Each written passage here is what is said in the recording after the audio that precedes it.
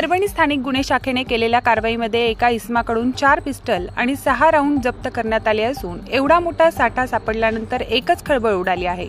परभणी पोलिसांनी गुप्त बातमीदार मार्फत मिळालेल्या माहितीनंतर ही कारवाई करत या इसमाला ताब्यात घेतला आहे। या संदर्भामध्ये या पिस्टल नेमक्या कुठून आल्या, कोणाकडे जाणार होत्या याविषयी पोलिसांनी तपास सुरू केला आहे। परंतु शहरामध्ये आढळून आलेल्या या पिस्टलमुळे सर्वत्र एकत्र खळबळ उडाली आहे। स्थानिक गुन्हे शाखा के पथक ने प्रयुक्त करके एक माहितीगार गुनहगार को ताबे में लेके उनका विचार पूछ करने वक्त हमको ये पता चला कि उनके ताबे में 3 पिस्टल्स हैं और एक पिस्टल जो गुने में दाखिल है, पिस्टल उनके पास है करके, तो उनका घर जड़ती लेने वक्त हमको 4 पिस्टल टोटल 56 राउंड्स मिला है।